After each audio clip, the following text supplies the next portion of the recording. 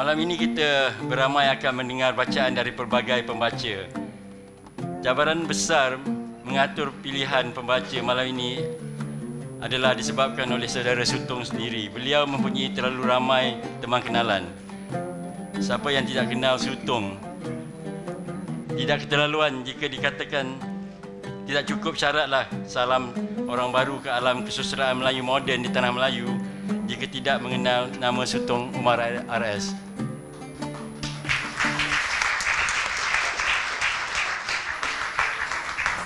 Tidak sukar bagi saya untuk mempelawa pembaca dari kenalan beliau yang ramai itu. Jadi malam ni kita akan mendengar dari mereka yang jarang atau tidak pernah terjemput dalam upacara bacaan puisi. Di dalam esei bertajuk Nota-Nota Seorang Pelukis, Henry Matisse ada menulis, apa saya mimpikan adalah seni yang memperseimbangkan kemurnian dan kesentosaan yang terlepas dari kesulitan atau perkara-perkara muram. Seni yang mampu untuk si pekerja buruh, sang bisnesmen dan juga orang-orang persuratan. Sesuatu yang mengasyikkan dan mententeramkan benak fikiran seperti kerusi goyang dibuat untuk berehat dari kepenatan. Di halaman kemudiannya, beliau ada menyatakan pula minatnya terhadap tarian. Kerana tarian bagi beliau mengangkat kegembiraan terlebih terasa, membuat kecelakaan lebih tertahan dan menyelamatkan kita dari kesedihan dan kemurangan. Saya sengaja memetik kata-kata seorang pelukis yang berlainan disiplinnya dari seorang pemuisi oleh sebab Henry Matisse adalah seorang pengkarya yang tidak tahu rehat atau henti. Beliau tetap berkarya dan masih mengeluarkan karya-karya masterpiece dalam usia lanjutnya. Ini kita boleh lihat sendiri dari jumlah karya-karya Sutong, saudara Sutong hasilkan di belakangan ini. Henry Matisse maupun mengaku seorang ateis, banyak mendapat rangsangan dari keagamaan, baik pun dari agama Islam yang beliau sendiri akui. Malam ini ada dua petikan tadi yang saya tertarik dengan beberapa kunci kata. Antaranya, satu, seni yang mampu untuk si pekerja buruh, bisnesmen dan juga orang persuratan. Dua, seperti kerusi goyang untuk berehat dari kepenatan. Dan tiga, minat beliau dengan tarian. Ini dalam konteks saudara Sutong sendiri yang mempunyai ramai kenalan di dalam beberapa disiplin berhidup. Saya percaya naskah Ratib Kalbu beliau ini mampu dibaca dan dinikmati oleh segenap pelapis rakyat Malaysia. Bagi tidak disetinggankan atau menyumbang maharamkan, malam ini kita menyemput pembaca petikan puisi dari pilihan-pilihan masing-masing dari berbagai disiplin supaya dapat kita saksikan puisi contoh malam ini. Ratib Kalbu mampu untuk si pekerja awam seperti salah seorang pembaca kita malam ini, saudara Hang Jebat, pekerja sebagai pegawai penjara, seorang usahawan Puan Hamidah Hassan, seorang peguam Cik Dalilah Daud dan juga seorang persuratan seperti saudara Zahimidin Zahari, seorang pemuisi dan juga dalang wayang kulit. Saya berterima kasih atas saudara Sutong kerana menyedarkan saya bukan sahaja pada pengertian dalam kalimat-kalimat yang tertulis dan keindahan kebahasanya, tetapi juga mengajar saya untuk mendengar suara manusia sendiri. Perkataan-perkataan yang harus disebut, dibunyikan walaupun kita boleh menikmatinya. Boleh kita menikmati siulan burung, bunyi dengungan ikan paus di laut, salakan anjing atau bunyi malas sang kucing. Suara manusialah alat muzik cuba hampiri atau tiru bila dibunyikan. Bunyi-bunyian yang selalu kita gunakan sebagai santapan jiwa kita. Alunan suara manusia yang juga yang boleh mengasyikkan dalam bacaan Al-Quran, nyanyian, lakonan dan juga baca-bacaan puisi. Dan keasyikan atau kesyahduan ini selalu kita gunakan untuk proses berehat dari kepenatan. Saya tidak terkejut bila Henry Matisse menyatakan minatnya terhadap tarian. Walaupun beliau telah lumpuh kali itu, beliau sedar proses tarian adalah suatu ratipan. Ini boleh kita lihat sendiri dengan kegiatan ahli-ahli sufi di Turki yang beratip dengan gerak-gerak tertentu seolah menari. Gerak pusingan itu dipercayai boleh mengangkat mereka ke taraf yang lebih tinggi. Pada Henry Matisse adalah peringkat di mana kegembiraan akan lebih terasa, kecelakaan akan lebih tertahan dan menyelamatkan dari kesedihan dan kemurungan. Atau pada para sufi, pergerakan tarian tadi membawa ke tempat yang punya terletaknya kalbu.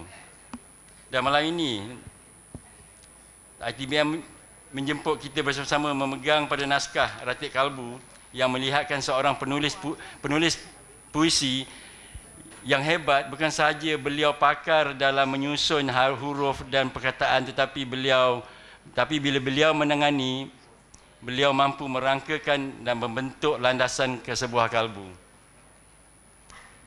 Dan sebelum kita mulakan bacaan puisi, saya ingin mengalih sebentar perhatian tuan-tuan pada karya-karya di dinding di luar sana. Karya-karya ini adalah karya dan fotografi Joe Ghazali, anak muda yang meletak namanya dalam disiplin fotografi, dan karya-karya beliau telah pun menyertai pameran di Balai Seni Lukis Negara kan. Video-video beliau memunculkan inilah ada interpretasi beliau pada ratib, pada imej-imej yang pada masa yang keratipan point Joe membuat. Dan di sebelah kanan sebenarnya ada rias, sekejap dia sampai dia akan melukis, merespon pada bacaan-bacaan ni semua.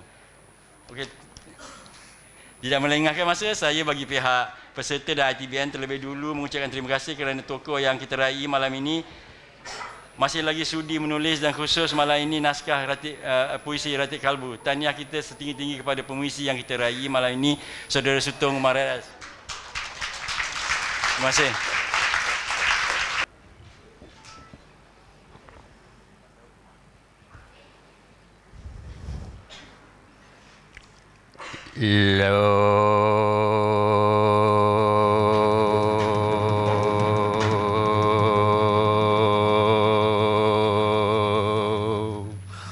Wendar kun tugar pati autikan tegan dana rukun dana ruan dan dana rosak sang kilau kili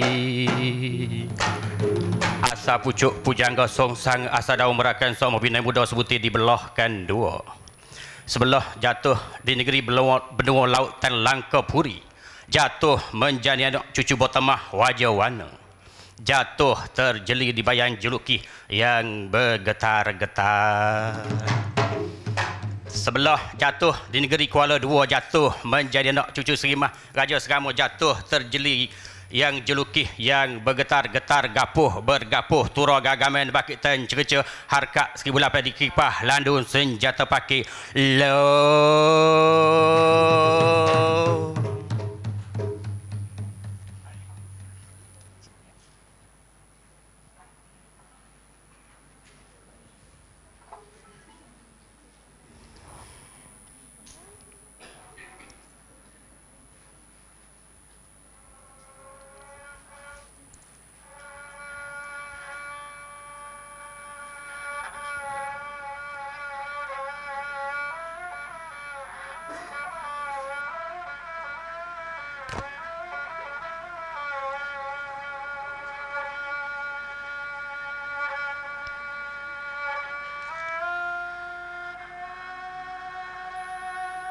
Bismillahirrahmanirrahim. Dengan nama Allah yang Maha Pemurah lagi Maha Penyayang. Segala puji kepadanya dan miliknya yang Maha Adil sejak awal dan azali. Sebelum adanya ruang dan waktu, tanpa ada yang mendahului dan mengawali, Dia Maha Abadi. Setelah leburnya seluruh ruang dan waktu, tidak terkena akhir dan hujung, Maha Zahir keluruhannya dalam segala keadaan, Maha batin kedekatannya walau tak teraba. Dialah zat yang maha baik, menciptakan segala sesuatu. Dialah zat yang maha sempurna, yang diciptakannya segala sesuatu dengan kelembutan hikmah. Segala ketentuan berlaku sesuai hikmahnya. Segala kejadian terjadi mengikut kehendaknya. Rahsia kekuasaannya tampak dalam segala perkara yang nyata maupun gaib. Nikmatnya meliputi seluruh makhluknya di dunia dan di akhirat. Kurnianya menjadi anugerahnya kepada yang dicintainya. Dia menghamparkan permaidani keadilan, mencurahkan berbagai nikmat kepada makhluknya, sehingga mereka mengenalnya. Dia memudahkan kalamnya, memohon musafir kepadanya, mencurahkan rahmat kepada Nabi Muhammad sallallahu alaihi wasallam dan keluarganya, dan kepada mereka yang menegakkan panji-panjinya semenjak dahulu, kini dan akan datang. Musafir salik akhir bertahun-tahun mengembara, memudiki denai, menghilir sungai waktu, hanyut di lautan terhampai di pantai zaman, melintasi siang mengharum malam, memasuki ribuk taufan kemarau panjang, dingin hari panas matahari, tiada lain dicarinya, kalbunya selainnya.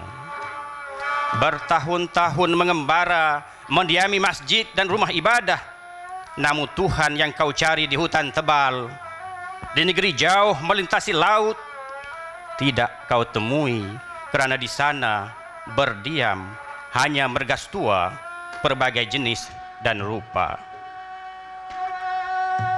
Carilah Allah yang Maha Esa, yang Maha Pengasih dan Maha Penyayang di dalam istana kalbumu. Belajar begitu banyak, membaca ribuan buku, pernahkah engkau melihat ke dalam dirimu?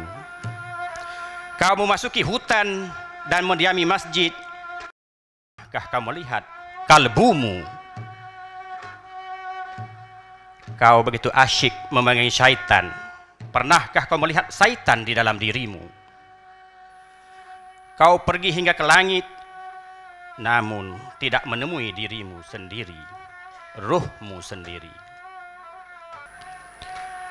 Allah itu pencipta yang mutlak, menciptakan sesuatu dari tiada. Pada saat itu hanya Allah yang ada, dan tidak ada sesuatu pun sebelumnya. Kemudian Allah menciptakan dunia, materi atau hal, seperti ketika dia menciptakan Adam dari pati tanah, menciptakan dunia semesta dengan berbagai macam jenis dan spesies, serta menetapkan ciri khusus setiapnya. Diikuti kemudian dengan takbir ilahiyah, yaitu aturan terhadap benda ciptaannya.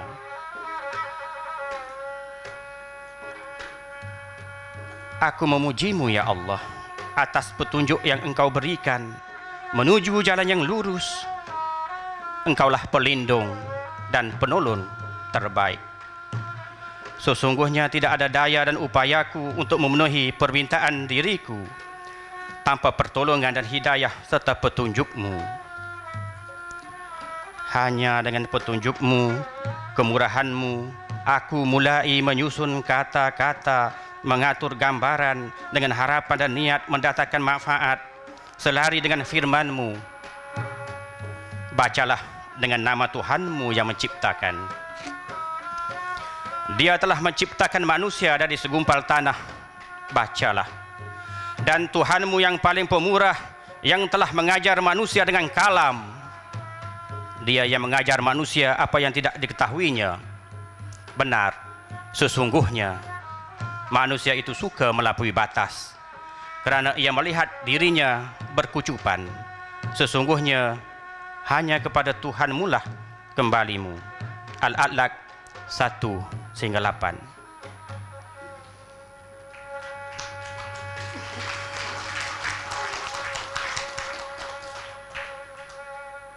Tunjukkanlah jalan yang lurus bagiku. Bimbinglah aku untuk menemuimu. Engkaulah petunjukku, engkaulah pembimbingku. Sesungguhnya tanpa bimbinganmu, tanpa jalan yang kau bentangkan di hadapanku, aku tak bakal berada di sampingmu, tak bakal berada di depan hadiratmu. Bimbinglah daku dalam zulmat ini untuk menemuikan Kaulah cahaya langit dan bumi. Tajalilah aku dengan cahayamu. Gapuh bergapuh tura gagaman bakitan cuca harkak si bulapan di kepah landung senjata pakai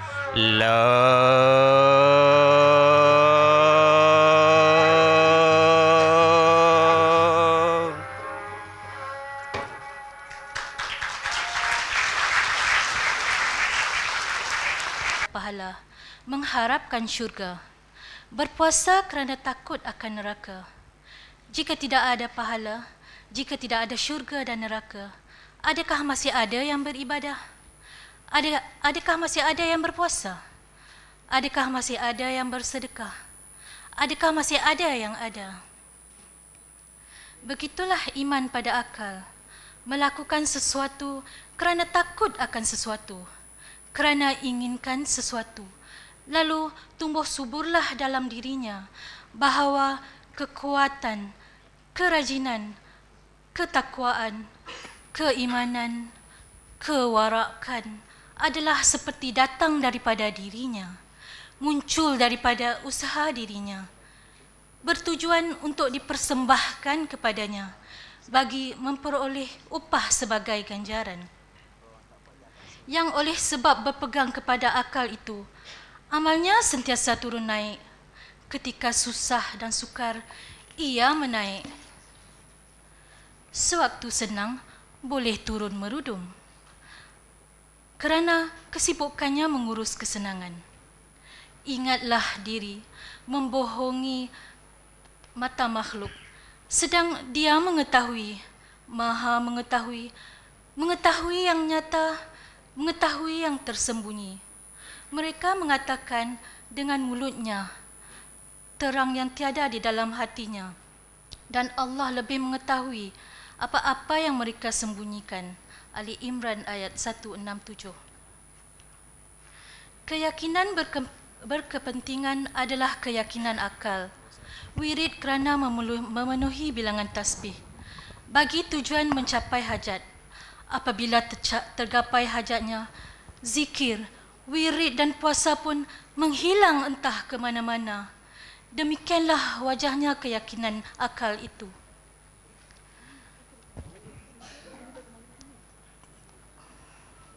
Tidakkah ibadah akal itu tergolong ke dalam menduakan Allah dengan sesuatu, dengan upah syurga dan takut akan neraka, sembuh penyakit kerana ubat, kebal diri kerana azimat? Tidakkah yang demikian itu syirik? Kepercayaan dan keyakinan yang sebenar-benar benar, tidak bersandar pada yang selainnya, tidak menyandarkan amal pada syurga, tidak menyandarkan ubat, menyandarkan ubat kerana sembuh penyakit. Ubat hanyalah ikhtiar, yang menyembuhkan penyakit adalah Dia. Janganlah sandarkan kepada yang selainnya. Amal jangan disandarkan pada pahala dan syurga. Sandarkanlah segalanya padanya dan tidak kepada yang lain. Menduakannya adalah syirik, dan syirik tidak diampunkannya. Yang selain syirik namun bertimbun ke langit pun diampunkannya. Jagalah diri, jagalah iman, jangan sekali-kali menduakannya dengan bermacam-macam cara dan nama, dengan azimat dan tangkal, dengan lilitan ayat Al-Quran untuk kebal, dengan jampi dan serapah. Sekali-kali jangan menduakannya dengan alasan apapun bentuk dan nama. Sekian, terima kasih.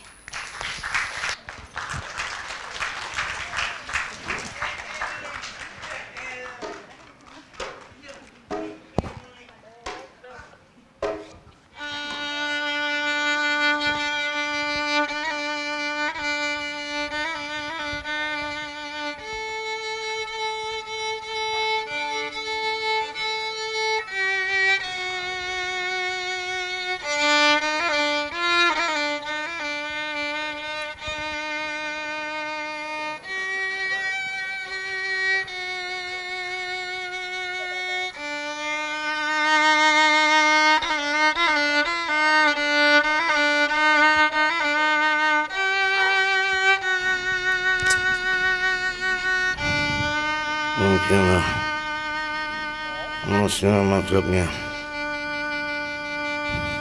tiada daya payah melainkan dengan tolongan,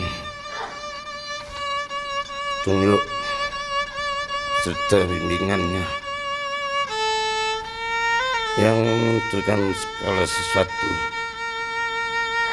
pada masa dulu, kini,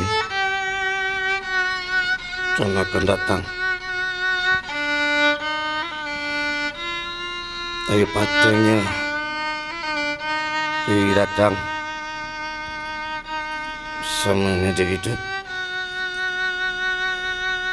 padanya diri kembali.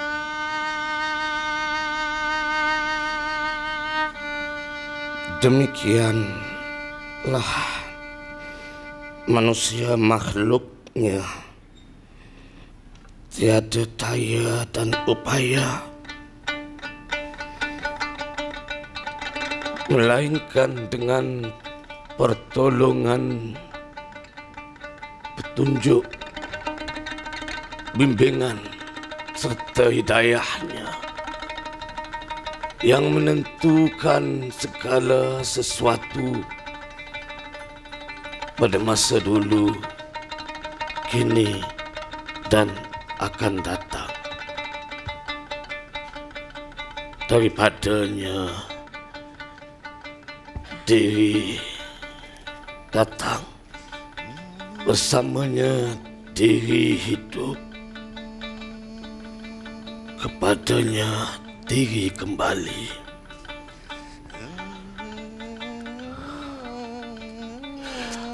Demikianlah manusia makhluknya tiada daya dan upaya melainkan dengan pertolongan, petunjuk, bimbingan serta hidayahnya yang menentukan segala sesuatu pada masa dulu, kini, dan akan datang. Daripadanya diri datang, bersamanya diri hidup, kepadanya diri kembali.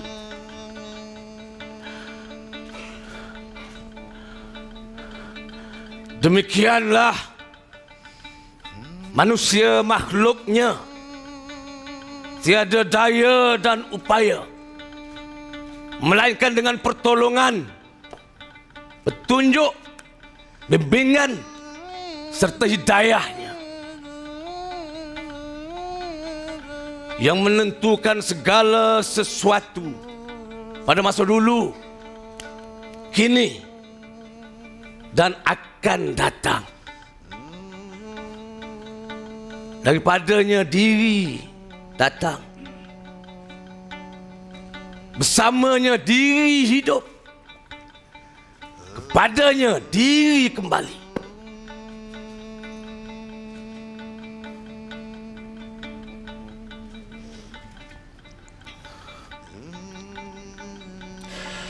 Demikianlah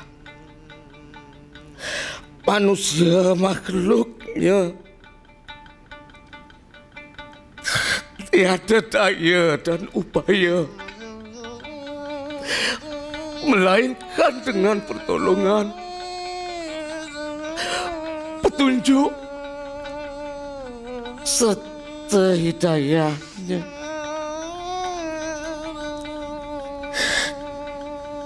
yang menentukan segala sesuatu pada masa dulu, kini, dan akan datang. Daripadanya diri datang, bersamanya diri hidup, kepadanya diri kembali.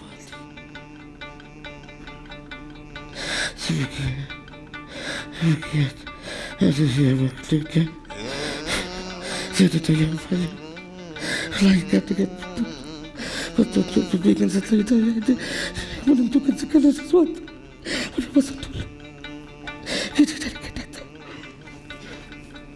Daripadanya diri datang, semua dari itu,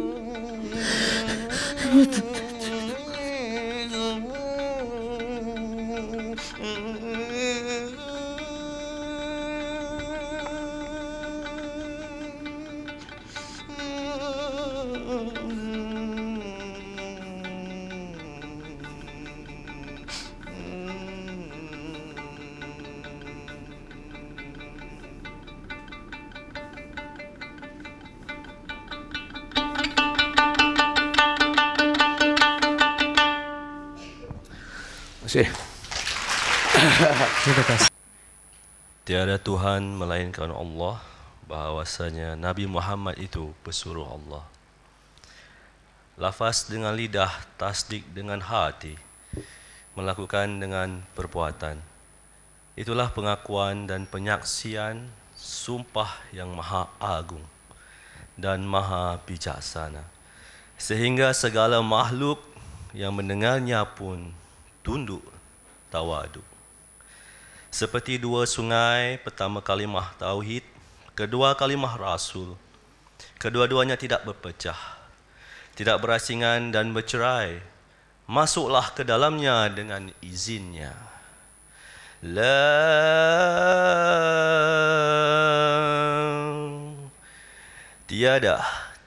Tiada manusia, tiada bukit bukau, gunung ganang tiada, lautan daratan tiada, tiada rumput rumpai, tumbuh-tumbuhan, tiada langit terbuka melengkung di atas, tiada bumi terbentang di hadapan, tiada apapun selain daripadanya. Wujudnya yang lain daripada wajahnya adalah bayang palsu. Justru tertolaklah dengan sendirinya dengan segala sifat, segala nama yang terang terbentang di hadapan mata makhluk. Yang terbentang di hadapan mata makhluk itu hakikatnya kosong dan binasa sifat wujudnya. Tidak bergantung kepada sesiapa dan kepada apa-apa. Wujud dan mahjud adalah sifatnya, adalah sifat mutlak baginya. Kerana tidak ada wujud yang lain selain daripada wujudnya.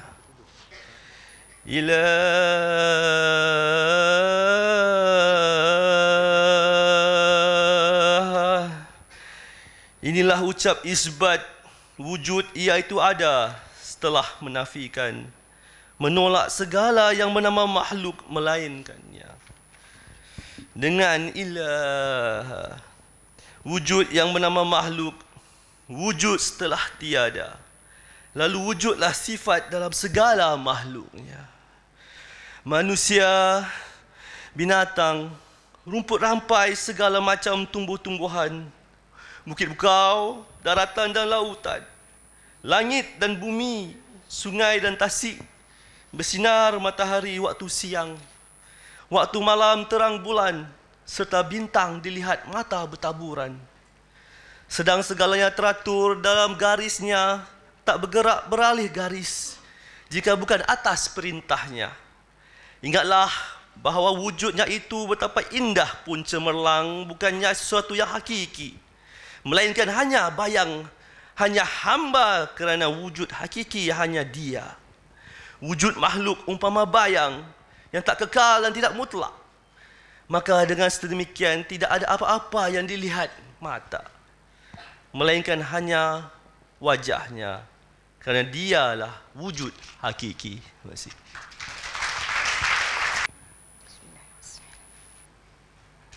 Termenung sekejap musafir pada senja hari, mengenangkan malam yang bakal tiba, meninggalkan siang, senja cemerlang dan padang permainan, mengenangkan sungai yang hampir tiba ke kuala, mengingatkan tasik kenang, mata air yang keluar dari batu batan, teringatkan indahnya langit Lazuardi, bulan bercahaya bagai mutiara. Begitu indah, cemerlang, mempesonakan. Siapakah yang indah? Siapakah yang mempesonakan dan yang terpesona itu? Termenung sekejap musafir, termenung, mengingatkan, mengenang indahnya iman dan Islam. Telah berkata orang Arab dusun, kami telah beriman. Katakanlah sebenarnya kamu belum beriman. Tetapi katakanlah bahawa kamu telah Islam. Sedangkan iman itu masih belum masuk ke dalam lubuk hati kami. Surah Al-Hujurat ayat 14. Hati yang beriman itu tidak terikat kepada dunia, tidak bergantung kepada pahala dan syurga, lurus, tulus, mulus, tidak memandang kepada sanjungan tidak mengerling kepada pujian, maupun balasan, tidak memandang kepada kemasyhuran, memandang dan taat patuh, hanya kepadanya, dan tidak kepada yang lain selainnya.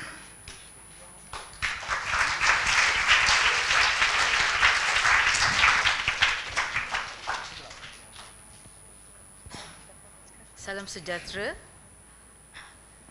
Fikah itu membicarakan perkara wajib, sunat, haram, makruh, mubah, sah dan batal. Di dalamnya terbentang terang jelas segala rukun dan syarat dan yang membatalkan segala ibadah. Lihatlah contoh, renunglah teladan. Sembayang itu fardu, ada rukunnya dan syaratnya. Apabila rukun dan syarat diketahui, fahamlah yang tidak mengikut rukun terkeluar syarat adalah yang membatalkannya, rukun dan syarat kejadiannya serentak. Kedua-duanya tak dapat dipisahkan, seperti hilangnya objek di depan cermin. Lenyap samalah wajah di dalam cermin. Fikah itu umpama kulit. Rosaklah isi tanpa kulit. Begitu isi, penting kulit pun penting. Saling memerlukan dan tak boleh dipisah ceraikan. Jangan difikir tak penting. Demikian yang tahu akan usuluddin. Jangan berlekehkan fikah. Begitu sebaliknya. Gabai hakikat, gabailah syariat. Bermula syariat, tanpa hakikat, hampa. Seumpama padi yang tak berisi, bermula hakikat, tiada syariat, batil. Seperti lelaki dan tanpa perempuan, seperti perempuan tanpa lelaki. Jadi, tiadalah bercerai dan berpisah kedua-duanya. Syariat dan fikah itu permulaan. Tanpa permulaan, bagaimana muncul yang kemudian? Tanpa awal, bagaimana wujud akhir? Tidakkah air itu terikat pada awal?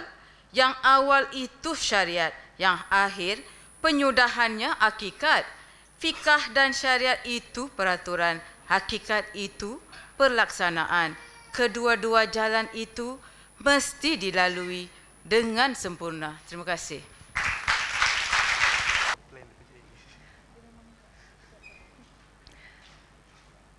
Musafir Daif amat faham tentang ihsan. Dia dapat menghayatinya dengan jelas terang, supaya kehadirannya memberi manfaat dan kebaikan, namun bukan suatu balasan. Musafir amat faham dan penuh pengertian bahawa ihsan itu bermakna beramallah seolah-olah melihatnya. Jika kamu tidak melihatnya, sesungguhnya dia melihat kamu. Kefahaman mendalam menyatakan, sekiranya tidak dapat melihatnya pada sesuatu, sesungguhnya sesuatu itulah yang menyatakannya. Zahirkanlah sesuatu itu wajahnya. Jika hal yang demikian pun begitu sukar, anggaplah kehadirannya pada sesuatu itu. Jika sukar meliputi wajahnya pada sesuatu, anggaplah segala sesuatu itu diliputinya. Jika diri tidak dapat melihatnya, anggaplah dia melihat diri. Ihsan itu adalah taraf sempurna yang dapat dicapai dan digapai bagi yang mengenalnya. Ihsan itu adalah kesempurnaan, menzahirkan wajahnya pada sekalian alam, pada seluruh kehidupan. Juga menzahirkan wajahnya pada diri. Apabila ihsan meliputi kalbu, tak ada lagi yang dipandangnya selainnya. Amal ibadah dan lakuan perbuatan pun hanya menuju kepadanya. Tiada lagi aku dan engkau. Hakikat yang disembah dan hakikat yang menyembah, semuanya menjadi wahdah. Makrifat Allah. Zuk pun tiba dengan tidak lagi mengira lakuan ketika solat atau ketika baring mahu pun berjalan. Sewaktu gerak, mahu pun diam. Ihsan adalah jambatan untuk melihatnya. Sepertinya melihat dan kejadiannya. Jelas dan nyata wajahnya, namun tiada matahari. Gelap gelitalah kalbu yang tak dapat melihatnya, yang lebih terang daripada ribuan matahari. Lihatlah langit yang melengkung, renunglah matahari bersinar. Tidak mungkin tidak kelihatan wajahnya, kerana mata melihat sifatnya. Jangan terbenam bersama terbenamnya matahari, atau seperti hilangnya kilat waktu malam gelita. Dengan mata dan pandangan basirah, melalui jambatan makrifat, jelas dan nyata wajahnya. Lebih jelas dan lebih nyata daripada alam itu sendiri, kerana sifat alam adalah wajahnya. Semuanya adalah wajahnya. Butalah yang tak melihat, atau yang melihat tetapi tak kelihatan, kerana terang dan nyatanya. Sepanjang waktu siang malam, lihatlah wajahnya apabila dia memenuhi kalbu. Allah cahaya langit dan bumi. Surah An-Nur ayat 35. Seberangilah jambatan ihsan. Lihatlah wajahnya. Terbentang menjadi isi langit dan bumi. Lihatlah insan itu lahir dan batin. Tidak hanya sekadar yang zahir. Bagaimana muncul yang zahir kalau tidak wujud yang batin? Allah senantiasa menyuruh bersifat ihsan dengan janji yang tak dimungkiri untuk orang-orang yang berusaha menjadikan amalan baik, dikurniakan segala kebaikan serta satu tambahan yang mulia, dan air muka mereka pula berseri-seri, tidak diliputi oleh sebarang kesedihan dan kehinaan. Mereka itulah adalah ahli syurga. Mereka kekal di dalamnya selama-lamanya. Surah Yunus ayat 26. Terima kasih. Seperti matahari pagi yang muncul di timur, waktu senja seperti berakhir di barat. Semenjak dahulu, sebelum mengenal huruf dan angka, sebelum dapat membilang nama-nama hari, nama-nama bulan yang muncul di waktu malam di pagari bintang bertaburan di angkasa, dalam susunannya di langit Lazwardi, sesekali lambam sinarnya oleh kesiangan. Sungai yang mengalir dari hulu, merentas jurang dalam membelah batu batan, lembah dan tasik, tanah gersang membawa segala yang terbawa oleh kudrat hanyut ke lautan yang maha dalam.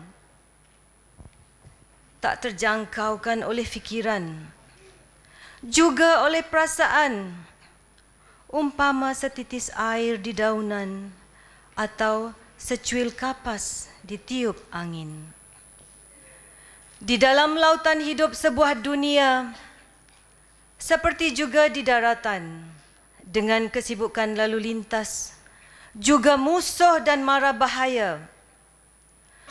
Seperti yang terpampang di dunia menjadi tamsil, menjadi ibarat mengandung alamat dan isyarat kehidupan. Kerana di sana terpampang wajahnya, semuanya tidak ada yang kekal, tidak ada suatu pun yang abadi, kecuali yang maha kekal, yang maha abadi. Matahari, bulan, bintang, daratan dan lautan, serta segala isinya, bukit bukau, gunung ganang, segala pohon umpama menjulang ke langit atau yang melata di permukaan bumi. haiwan mergastua, setiap waktu meratib, memuji yang maha terpuji, yang tidak memerlukan puji. Semuanya menunggu waktu. Apabila saatnya tiba, apabila ketikanya sampai, tidak ada detik yang terlangkau atau terdahulu. Penantian apakah yang begitu panjang kerana ukuran waktu, sedang tidak ada bezanya antara masa lalu, kini dan akan datang. Kerana janjinya tak bakal dimungkiri, semuanya tertulis terang dan nyata dalam naskah yang benar, yang tak bakal diubah tangan manusia. Semuanya pada hakikatnya seperti sedang menunggu. Apabila tiba waktunya, mereka meneruskan kehidupan sambil menanti sebuah kehidupan lain. Di sana, sungai mengalir jernih, pohonan sentiasa berbuah. Makanlah semahumu, minumlah seenakmu. Rezeki dari anugerah yang maha pengasih, yang maha penyayang, yang maha memberi. Apabila saatnya tiba, apabila waktunya sampai.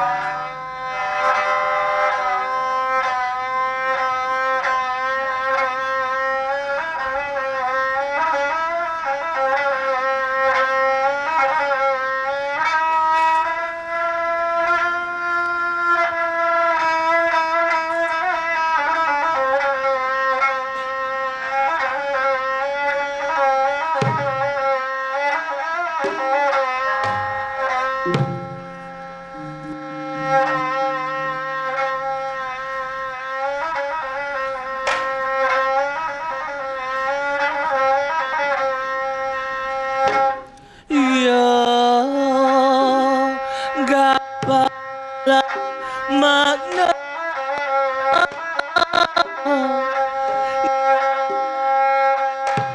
di sebalik tubuh yang terselindung, di sebalik tubuh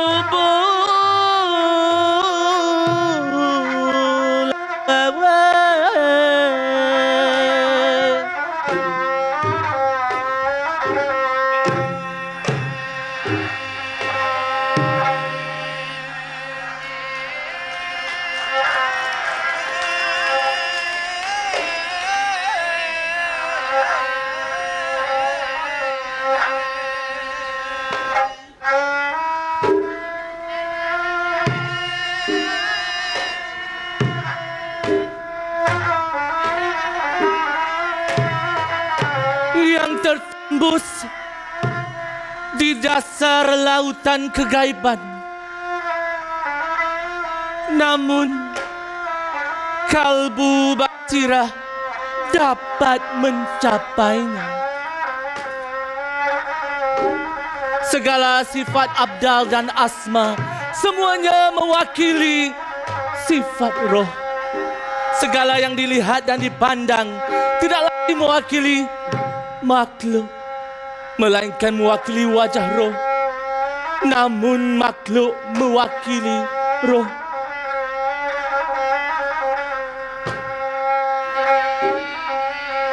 Wajah makhluk mewakili wajah roh.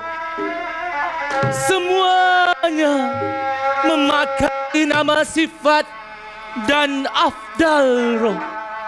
Apabila tiba di situ pegangan dan pemahaman diri, itulah tanda dan alamat sedang berada di gerbang hakikat.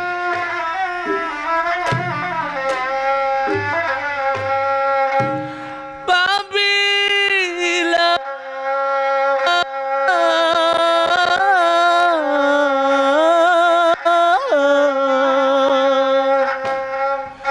berada pada gerbang hakikat, itulah tanda akan menemui kasyaf. Namun belum layak lagi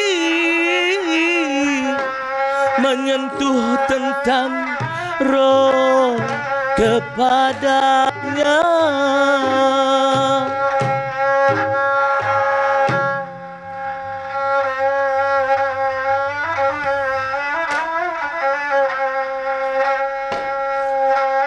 Karena penyerahan roh akan ditemui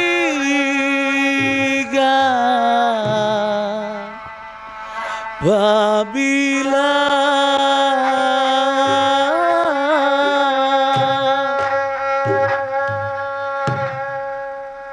memasuki pintu makrifat wewe.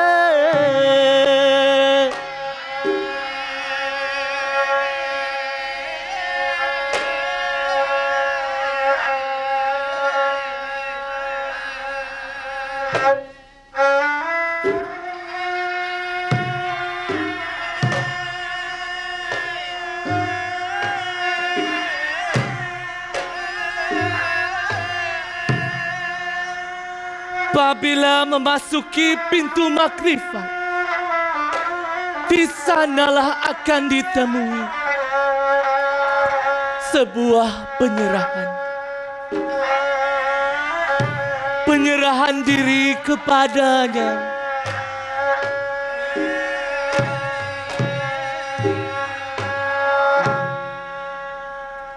Penyerahan yang sebenar-benarnya. Penyerahan yang mutlak kepadanya. Dan sama sekali tidak kepada yang selainnya.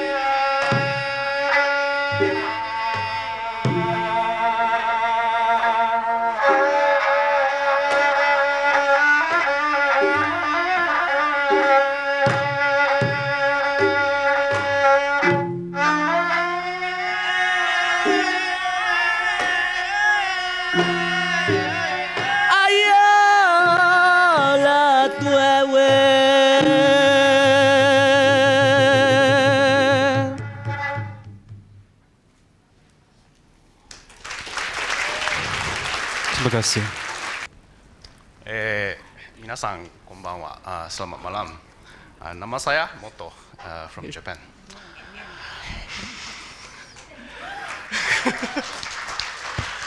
And my bahasa Melayu is pretty limited, so please bear with my poor reading. Thank you. Akarlah yang menjadi tabir. Menjadi dinding, menjadi hijab untuk memandangnya. Sedang dia tidak ada hijab, tidak ada tabir. Tiada dinding dan tembok, penggadang yang menghalang.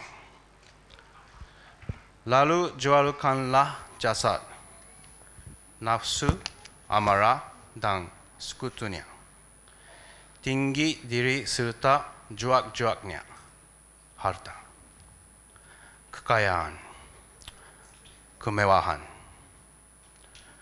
nafsu, dengki, dan penggampu penyokonnya, jualkan dunia.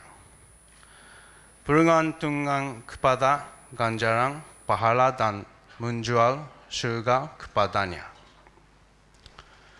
Setelah semuanya lebu dan terjual kepadanya, akan dengan sendirinya wajah diri, rupa makhluk akan lebur dan sirna. Maka hijab pun akan terbuka. Terbentang terang di hadapan. Semua yang mazmumah digantikan dengan maha mudah. Apabila sempadan hijab telah lebur, telah sirna, seluruh alam pun lebur dalam wajahnya. Maka wajahnya pun akan kelihatan terbentang, nyata, dan terang. Terima kasih.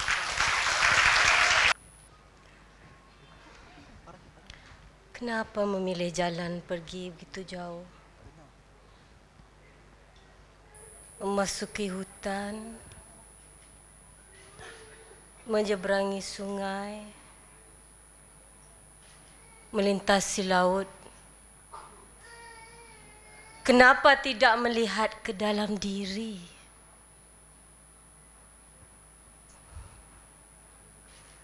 Kenapa tidak memasuki gua gelap yang terbentang di dalam diri?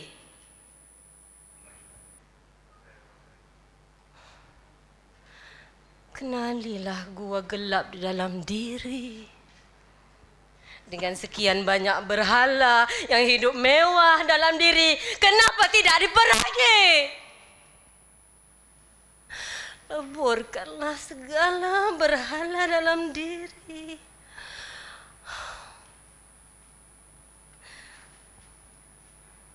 Apabila semua berhala telah lebur, akan kelihatanlah wajah sebenar dan terperi, dan diri sebenar diri.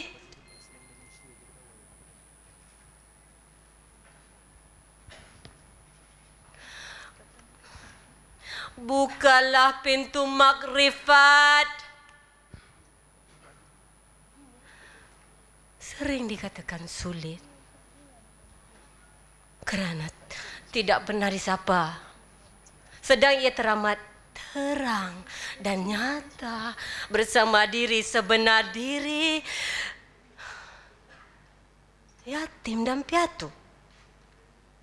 Kerana tidak pernah diberi salam, tidak pernah dipedulikan.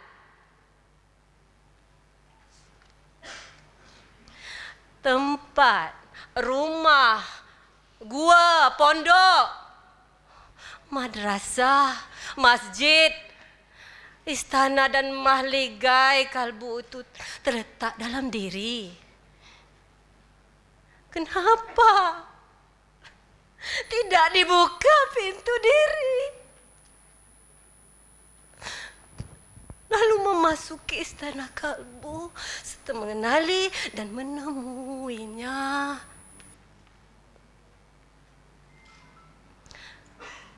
Kenalilah diri, yaitu roh, kalbu, diri sebenar diri, diri yang gaib, diri yang batin, yang berdiam dalam istananya.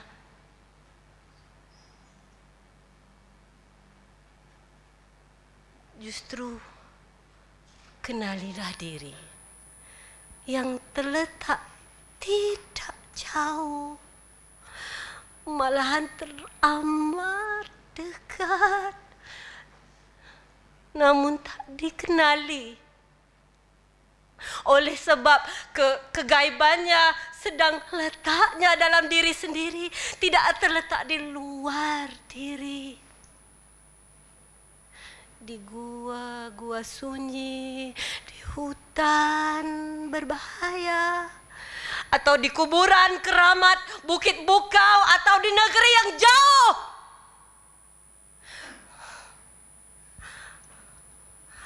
Oleh sebab letaknya dalam diri sebenar diri, diri yang gaib, bukan diri yang nyata. Maka yang pergi jauh keluar negara pun banyak yang hilang punca. Kerana yang ditemuinya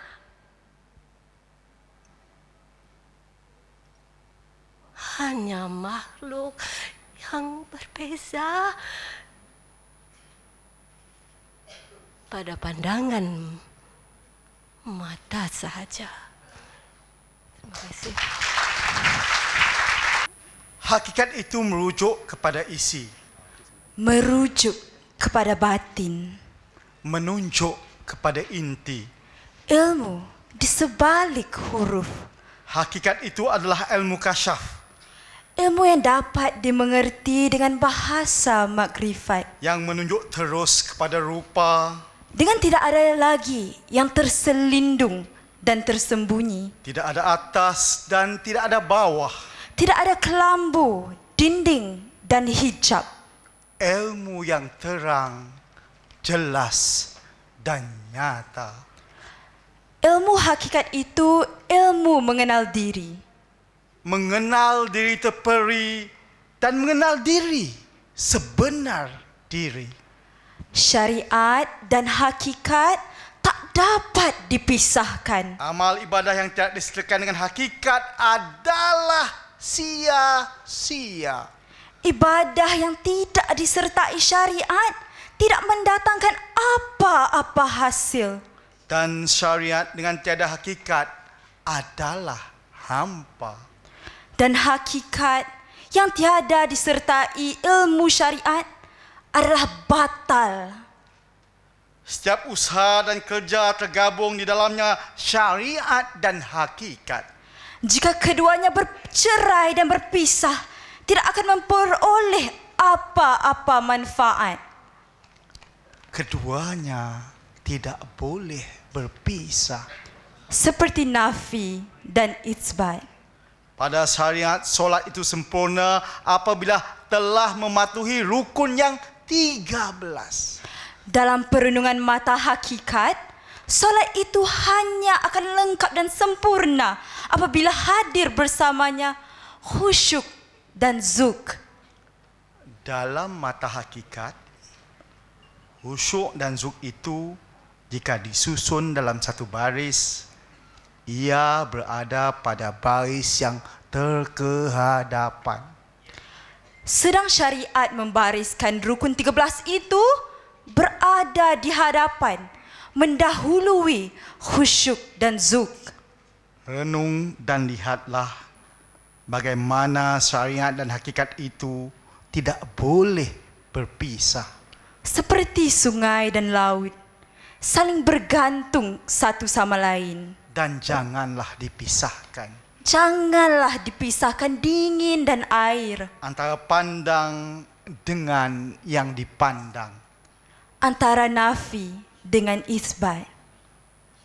Mata hakikat berhujah, apalah artinya solat jika tidak disertai khusyuk, jika tidak disertai zuk. Solatlah seperti dia wujud di hadapan. Jika tidak dapat, dia tetap melihat. Dia tetap melihat. Dia tetap melihat. Terima kasih. Terima kasih.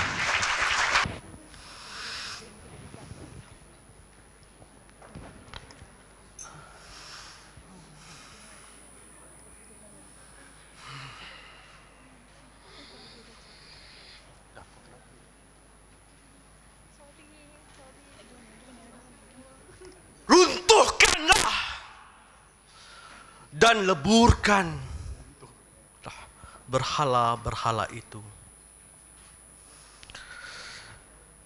Jangan biar ada satu pun yang berpaki.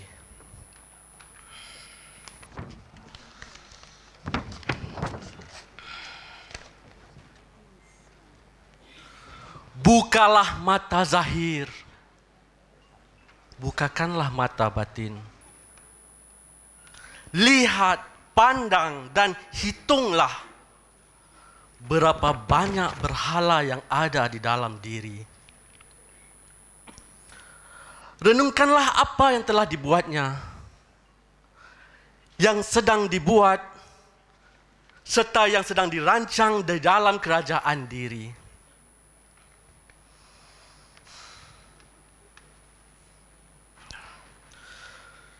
Kenalilah dengan pasti setiap satu nama dan fiilnya.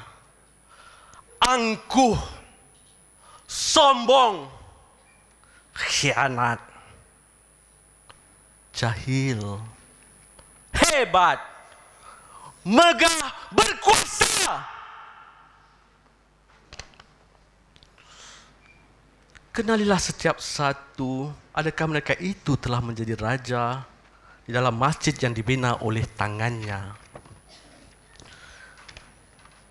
Sekali-sekala jangan membiarkan segala berhala itu memerintah dan menjadi raja diri. Selagi berhala itu masih memerintah, selagi itulah perjalanan panjang dan jauh mencari hakikat tidak akan sampai. Berhala itu telah menjadi hijab menutup diri sebenar diri mengenal diri. Dengan setiap nama dan kekuasaannya, para berhala itu telah membentuk kerajaannya. Kenalilah kerajaan berhala itu dengan pasti. Kenalilah mana perlembagaan dan mana pula undang-undang yang dibinanya. Kenali sama rangkaian komunikasinya. Jika benar diri ingin mencapai hakikat, jika kalbu sudah bulat iktikat, jika kasat telah bergema di dalam diri, demi mencapai hadiratnya, maka musnahkanlah segala berhala itu. Selama berhala itu tidak dimusnahkan, selama itulah kegelapan sentiasa menyelimuti alam. Kegelapan yang maha gelap, yang tidak ada sedikit pun cahaya.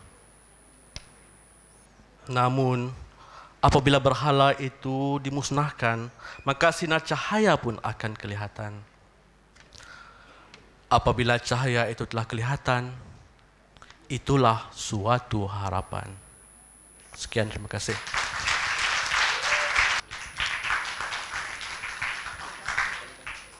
Hendaklah kamu berbekal, sesungguhnya sebaik-baik bekalan itu adalah sifat takwa, takut. Al-Baqarah 197. Takwa itu adalah takut kepada Allah dan tidak yang selainnya. Tidak ada rasa takut bagi yang mengenalnya. Ajal maut, jodoh pertemuan, suami isteri, kaya miskin, susah senang, sakit demam, segar perkasa, semuanya haknya. Bertakwalah diri kepadanya. Menuntut ilmu itu fardu, iaitu wajib atas setiap Muslim, lelaki dan perempuan. Tuntutlah setiap pucuk, setiap daun, setiap ranting dan dahan, agar tiada satu pun yang tertinggal. Tuntutlah usuluddin, fiqh, hakikat, makrifat. Usuluddin itu penting, di situlah tersembunyi rahsia. Punca dan sebab musabab, wajib mustahil dan harus baginya. Wajib Allah itu ada, mustahil tiada. Harus baginya mengadakan dan meniadakan akan sesuatu. Fiqh membicarakan perkara syarat dan rukun yang mengesahkan dan membatalkan. Umpama solat mengandung 13 perkara rukunnya, syaratnya terletak pada wuduk, lengkapkan kedua-dua syarat dan rukun. Apabila berilmu, iaitu mengetahui, maka fahamlah apa-apa yang membatalkannya. Ilmu hakikat penting kerana melaluinya diri pun mengenal akan diri. Mana satu diri terperi, mana satu diri sebenar diri. Apabila kenal diri, maka kenallah akannya. Yang tidak mempelajari fiqh, tidak mengetahuilah ia tentang fiqh, melainkan berdiamlah ia dalam kesesatan dan kefasikan. Sedang tidak ada siapa pun insan yang mahu tinggal menetap di sana, sebuah negeri yang gelap gelita. Dahulukanlah makrifat, kerana awal-awal agama itu mengenal Allah. Kenalilah diri sebelum syahadah, sebelum solat, sebelum puasa, sebelum zakat dan haji. Syahadah itu satu pengakuan, sebuah kesaksian yang maha penting kerana ia adalah permulaan. Tidakkah aneh bagi diri melakukan pengakuan, kesaksian sebelum mengenal yang dipersaksikan. Begitulah juga solat. Solat itu tunduk menyembah. Kepada siapa diri tunduk, sujud menyembah kalau diri tidak mengenal yang disembah? Begitulah kedudukan makrifat awaluddin makrifatullah. Jangan sekali-kali memandang mudah, jangan sekali-kali berasa remeh, sekali-kali jangan berasa tidak penting. Terima kasih.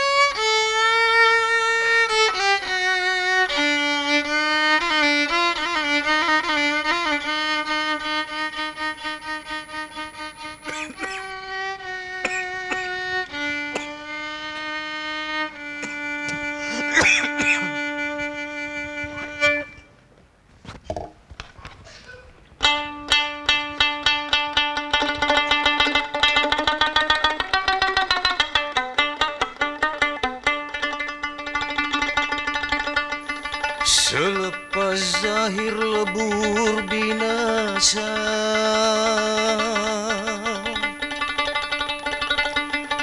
maka bersinarlah yang batin,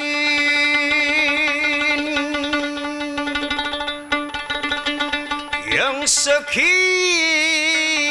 lama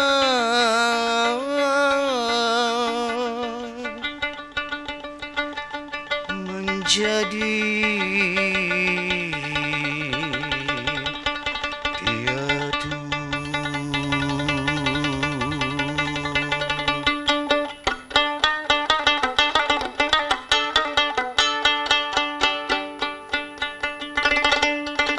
Bagi mengenalnya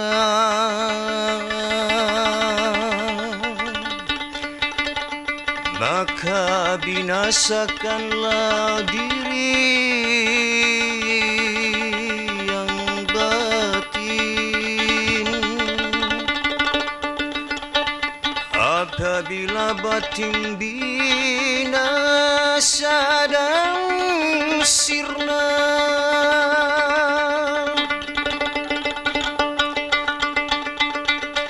lihat dan pandang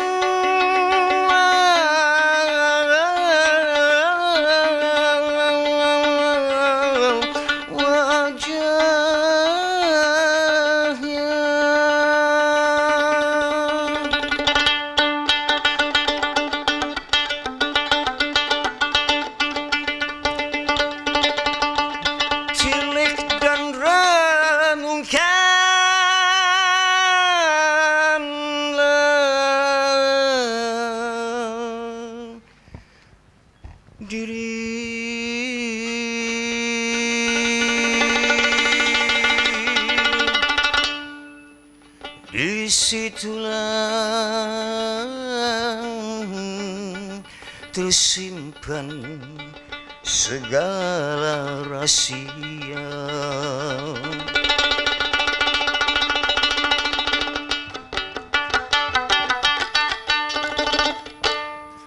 Rahasia diri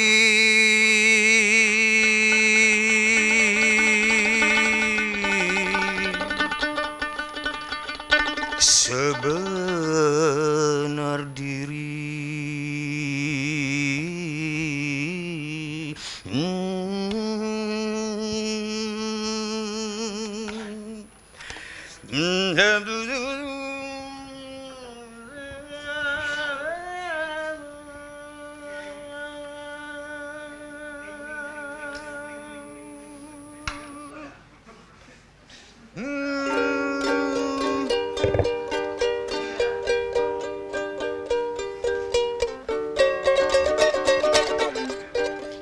Apabila zahir dan batin terbakar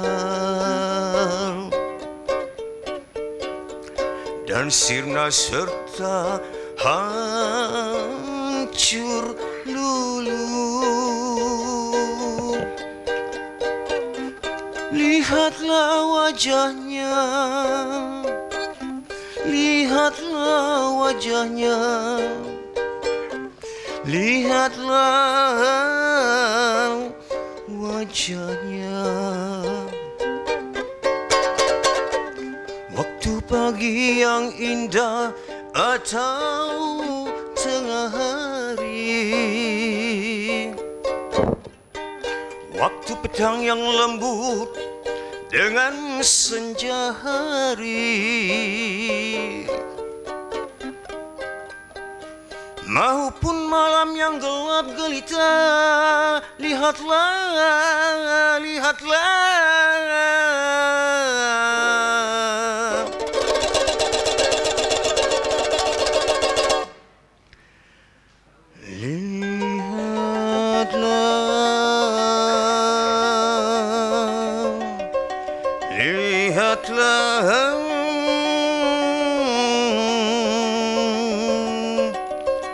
Lihatlah wajahnya.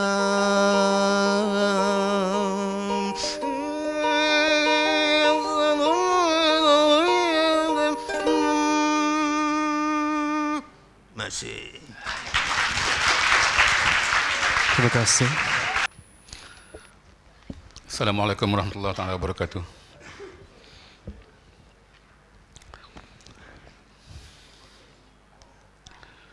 Terima kasih Saudara Khair Ngadiron. Terima kasih TBM, terima kasih UI kerana menganjurkan satu sesi yang belum pernah dibuat seperti ini. Dan tahniah Sutong Umar RS kerana telah menghasilkan sebuah puisi yang belum pernah dihasilkan oleh sesiapa pun setebal ini bukunya. Saya patut baca yang lain tapi UI dah ambil yang itu. Saya baca yang lain. Pilihlah masa dan waktu yang sesuai. Carilah sebuah tempat yang sunyi, sebuah ruang yang sepi, jauh daripada segala yang bernama dunia, tempat kerja maupun kota, jauh dari anak, jauh dari istri, pada waktu jasmani sedang rehat. Hilangkanlah segala bebanan kerja dan malam pun sunyi dan sepi. Bawalah akal merenung ke dalam diri. Tanyalah pertanyaan kepada diri. Siapakah diri ini? Siapakah menggerakkan anggota jasmani diri? Siapakah yang mendatangkan gerak dan fi'il diri? Siapakah yang mempunyai lakuan dan perbuatan? Tanyalah, tanyalah. Tanyalah sehingga pertanyaan menjadi jawapan. Tanyalah. Tanyalah, tanyalah sehingga semua rahsia langit terbuka, sehingga semua rahsia laut terbuka, sehingga semua rahsia bumi terbuka, sehingga semua rahsia diri terbuka. Nafas diri itu siapakah yang memberi udara? Siapakah yang memberi rasa kenyang dan lapar? Siapakah yang melupuskan rasa haus dan dahaga? Siapakah yang memberi rasa sakit dan bahagia? Siapakah yang memberi rasa duka dan kecewa? Tanyalah. Tanyalah, tanyalah apa artinya ikan tanpa air, apa artinya tumbuh-tumbuhan tanpa tanah, apakah artinya sebuah kehidupan tanpa nafas, apakah artinya manusia tanpanya, apakah manusia tanpa wujudnya.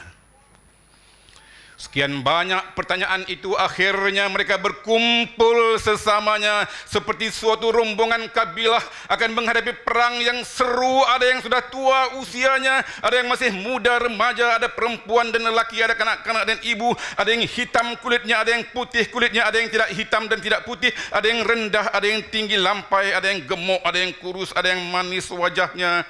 Ada yang masam mukanya, ada yang terpinga-pinga, tak ketahuan. Semuanya memikul pertanyaan di padang luas saujana padang. Lalu tiba-tiba dalam kebisingan mereka itu oleh lapar dan dahaga, terdengarlah suara dari langit diri.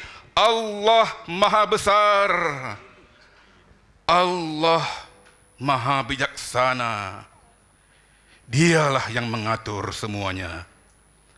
Tidak ada satu pun yang terlepas daripada penglihatannya, yang tersembunyi maupun yang nyata. Lalu pertanyaan yang menjadi satu kabilah itu pun meletakkan pertanyaannya masing-masing, dan kelihatanlah seperti ada yang sujud, ada yang bertafakur, ada yang qiyam, ada yang ruku, ada yang mulutnya kumat kamit, ada yang memandang ke langit tak bertepi.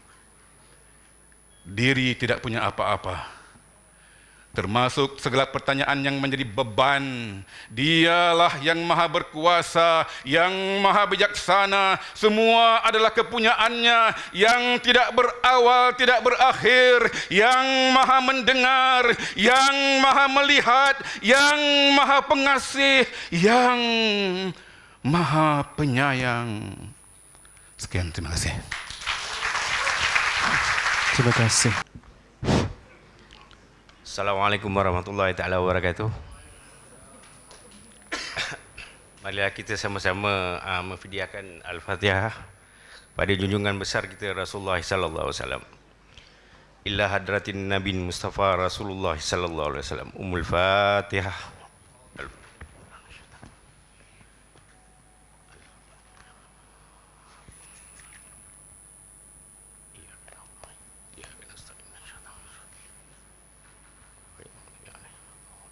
Amin.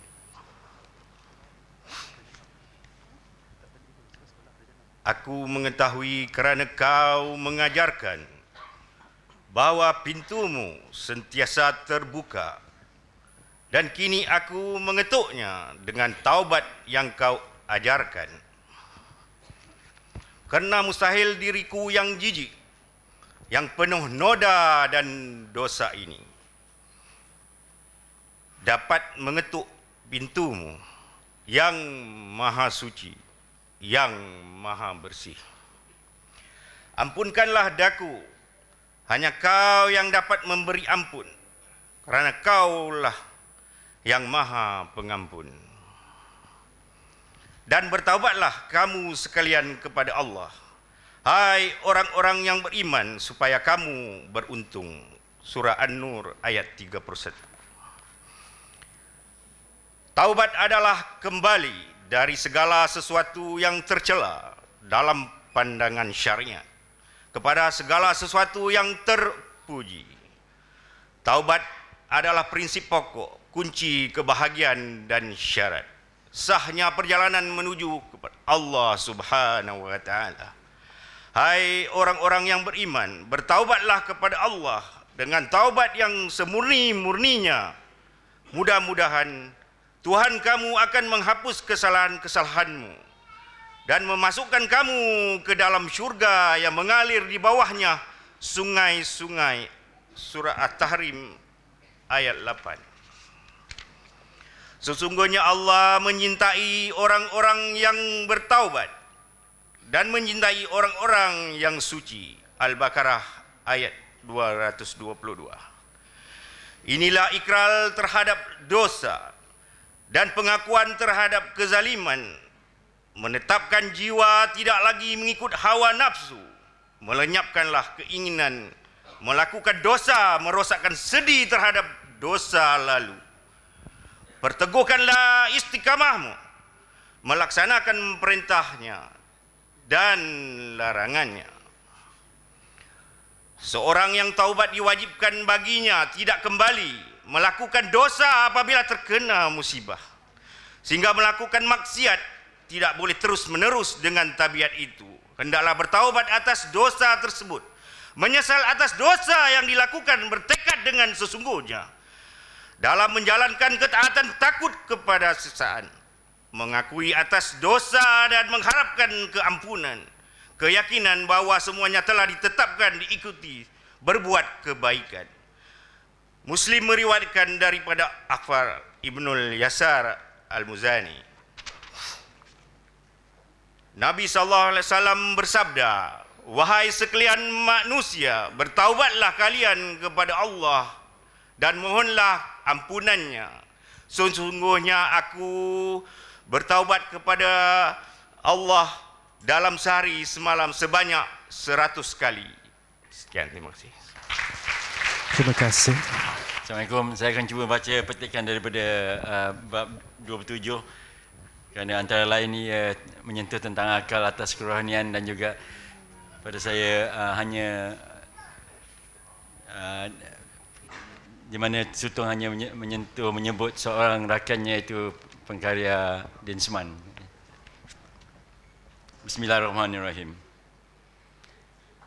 Keyakinan hanya pada Yang Esa. Apabila datang mati kematian, jangan tanyakan apakah sebab, apakah akibat. Apabila ramai anak-anak, jangan tanyakan dari mana datangnya rezeki. Tanyalah siapakah yang memberi kebahagiaan jika ada yang bernama kebahagiaan.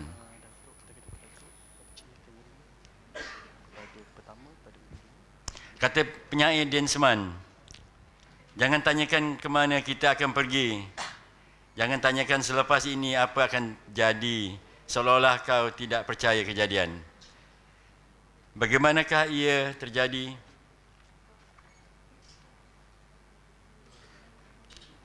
Sebuah padang hijau yang luas tanpa hujung. Tanyalah di mana ia bermula, di mana ia berakhir.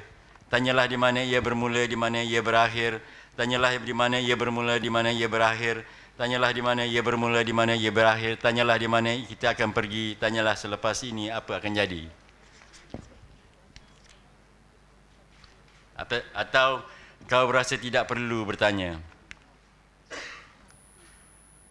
Tanyalah, tanyalah, tanyalah, tanyalah, tanyalah sehingga kau berasa tidak perlu jawapan. Tanyalah, tanyalah, tanyalah, tanyalah, tanyalah, tanyalah, tanyalah, tanyalah, tanyalah, tanyalah sehingga pertanyaan menjadi jawapan. Tanyalah. Sehingga ia menjadi permainan yang mengasyikkan. Tanyalah, tanyalah, tanyalah, tanyalah, tanyalah sehingga semua pintu terbuka, sehingga semua rahsia laut terbuka, sehingga semua rahsia gunung terbuka, sehingga semua rahsia langit terbuka, sehingga semua rahsia bumi terbuka, sehingga semua rahsia terbuka, diri terbuka. Tanyalah, tanyalah bagaimana cinta bermula, bagaimana cinta berakhir, bagaimana cinta bermula, bagaimana cinta berakhir. Bagaimana kita, bagaimana kasih bermula, bagaimana kasih berakhir, bagaimana sayang bermula, tanyalah. Bagaimana kita berjumpa, tanyalah. Bagaimana kita ada, tanyalah. Tanyalah bagaimana kejadian terjadi. Jangan tanya ke mana kita akan pergi, seolah-olah kau tidak percaya diri. Jangan tanya selepas ini apa akan terjadi, seolah-olah kau tidak percayakan kejadian.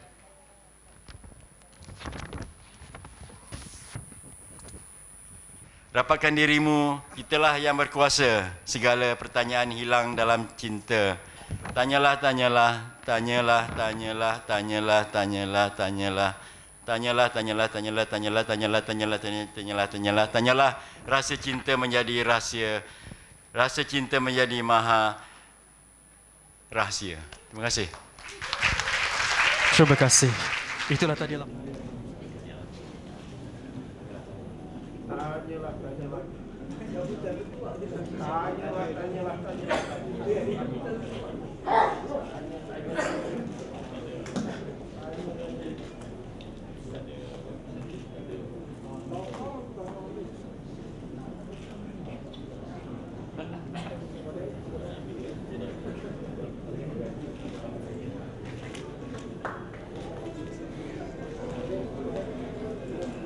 Dan juga insan yang diraihkan.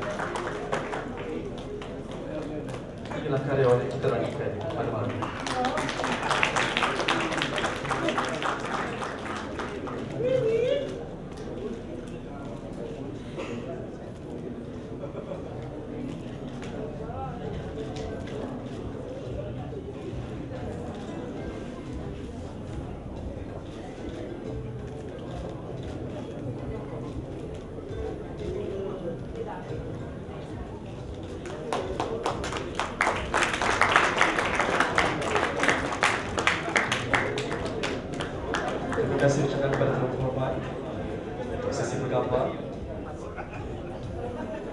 Tanyalah,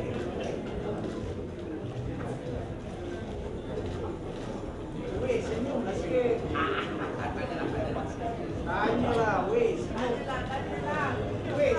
sikit. Tanyalah.